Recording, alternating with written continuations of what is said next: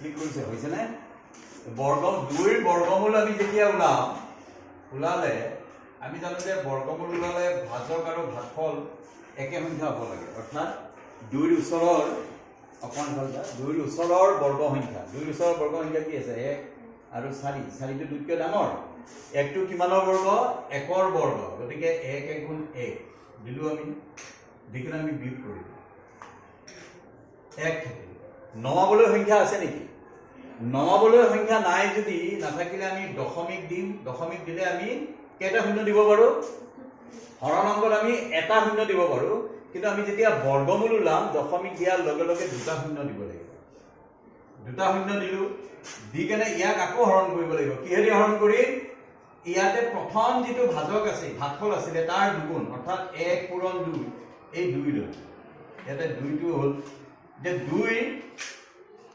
পিছত আমি এটা অংক দিব লাগিব আমি যদি 3 দিও 3 ৰে পূৰণ কৰিম 3 3 গুণ 9 3 2 গুণ 6 এটা 100 আছে সৰু হৈ থাকিল 4 দিও 4 4 গুণ 16 ৰ 6 এটা থাকিল 8 4 গুণ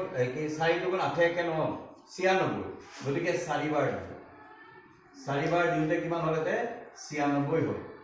এটা কিমান থাকিল 4 থাকিল শূন্য কেইটা বহিব শূন্য কেইটা বহিব দুটা বহিব দশমিক থাকে মানে আমি শূন্য এটা দিব পাৰো হৰণ অংকত বৰ্গমূলত দুটা শূন্য আমি বাৰ বাৰ দিব পাৰো 4 টো হৈ গ'ল এইবাৰ ইয়াতে ভাজকটো কি হ'ব ইয়াতে যেটো দশমিক বাতি কি সংখ্যা আছে 14 এই 14 দুগুণ হ'ব কিমান হ'ব এটা 28 এতিয়া চা 28 ৰ পিছত যদি 2 দিও 28 দুগুণ 56 ইয়াতকে ডাঙৰ হৈ যাব গলে কিমান দিব লাগিব 1 দিব লাগিব 1 দিলে কিমান হ'ব 281 বুজি পাইছানে কথাটো আমি যদি 2 দিও 2 ৰে 282 হ'ব 282 ৰে যেতিয়া পুৰো 2 ৰে পূৰণ কৰিম 282 4 16 4 থাকিলে 564 ইয়াতকে ডাঙৰ হ'ব গতিকে দুবাৰ দিব নোৱাৰো এবাৰ দিম দিকেনে আকৌ বিয়োগ কৰিলো 1 ধাৰ কৰিলে 10 10 ৰ 1 গলে 9 এটাটো 9 থাকিব কাৰণ 40 ৰ পৰা 1 ধাৰ কৰিছো 39 থাকে 9 8 গলে 1 এটা থাকিল 3 3 2 গলে 1 119 আকৌ দুটা শূন্য হলে এইবাৰ কিমান হ'ব এই সংখ্যাটোৰ দুগুণ 141 into 2 তাৰমানে 282 এতিয়া 282 পিছত কি দিম আমি এটা কেটা আছে 1 2 3 4 5টা অংক আমি এটা অংক দিলে কি হ'ব 4টা হ'ব গতিকে আমি 5 দিছাও কাৰণ 5 দুগুণ 10 হয় না নহয় চাও